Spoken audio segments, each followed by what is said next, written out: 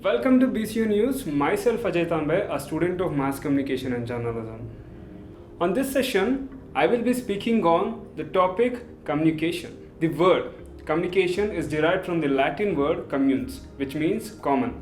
And the term communication refers to the sharing of ideas in common. In other words, it is the transmission and interaction of facts, ideas, opinions, feelings, or attitudes from one person to another.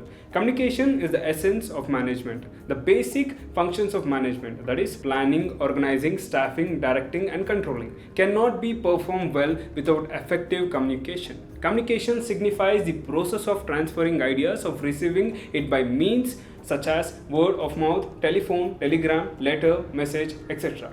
Thus, communication stands for sharing of information, imparting or conveying ideas and knowledge. In this session, I am particularly talking about the basic concept of communication. Basic concept of communications are 18 numbers, and they are senders and receivers, the message, the code, the channel, the medium, the noise, the environment, and feedback. So, sender and receiver. There is no communication without someone to send a message and someone to receive it. Whether it's a lecture orating to the students or an individual making eye contact with someone across a crowded bar. Communication is about making connection. The role of sender and receiver may be fixed, as in a superior officer delivering orders to a private, or fluid, as in an animated conversation between equals. Now, the message. What is being said, signed, gestured, or read, whether verbal or non-verbal? This is what the sender is attempting to communicate to the receiver. In the previous example of an officer giving order to private, the order is a message. Now, the code. Well, the term code may put you in mind of sailors in World War II submarine trying to crack enemy communiques. In communication theory, a code is simply the system used to formulate the message. Oral language is a code, and so is the written word. For a code to be effective, it must be mutually intelligible to speaker and receiver. Now, the channel. A message is formatted in code, but what do we call the means of passing or transmitting that code? Channels, in a sense, the most basic channel is the human voice. The vibration of one's vocal cords allows the message encoded in language to be captured by the receiver. Most of the time when we refer to channels, we are looking at tools that expand the capacity of our bodies to communicate. Example of channels include fiber optic cables, radio signals, print materials, or even simple semaphore flags. Now, the medium. If the channel is a means of transmission, the medium is a means of communication. The difference between them is easier to understand by looking at examples. A television show is a medium, while television itself is a channel. A poem is a medium, whereas the book which holds it is a channel.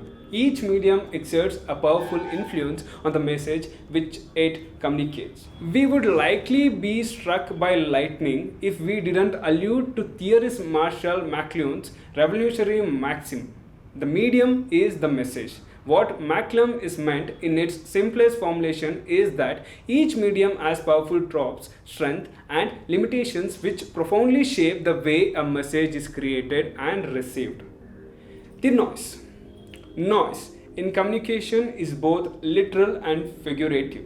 Sometimes noise is physical interference, inner signal, as when a storm disrupts a satellite's uplink. Sometimes noise is mental. For example, a prejudice or bias against the sender may impair the receiver's ability to accept their message. Finally, there is semantic noise. This can be thought of as an issue in the code. A lecturer bombards their first year students with jargon. Their message will be lost because the receivers lack the specialized knowledge to comprehend it.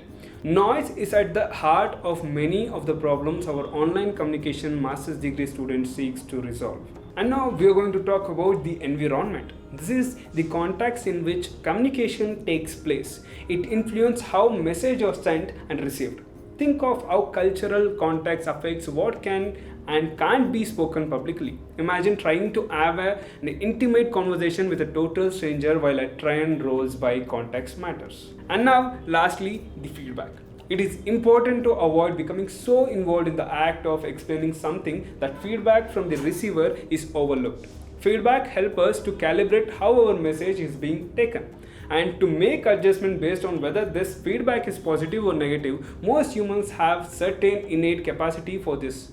But this capacity must be developed via socialization, or in the case of students through study, to reach full fruition. And finally, taken together, this 8 concepts help us to understand how communication works and what may have gone wrong when it is doesn't. That's my time. Thank you for watching. Keep watching BC News for the more content.